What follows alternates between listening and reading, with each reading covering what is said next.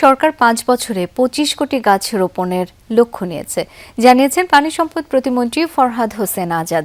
সকালে পঞ্চগড় বৃক্ষরোপণ অভিযান ও বৃক্ষমেলা অনুষ্ঠানে উপস্থিত হয়ে তিনি কথা বলেন। তিনি জানান, গাছ অক্সিজেন সরবরাহের পাশাপাশি পরিবেশের ভারসাম্য রক্ষায় কাজ করে। গাছের সাথে নদীরও সম্পর্ক রয়েছে, নদী রক্ষায় গাছ লাগানো আবশ্যক। এ সময় তিনি সামাজিক যোগাযোগ মাধ্যমে একটি করে গাছ লাগানোর অনুরোধ করে পোস্ট করার আহ্বান জানান শিক্ষার্থীদের।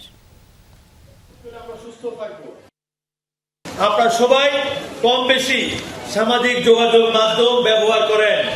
আমি অনুরোধ করব, আপনি সামাজিক যোগাযোগ মাধ্যমে প্রতিনিয়ত অনেকগুলো ফেসবুকে সেইগুলো আপনি পোস্ট করেন, আপত্তি নাই আপনি পোস্ট করেন, কিন্তু এর পাশাপাশি আপনি একটি গাছ লাগানোর চেষ্টা করেন।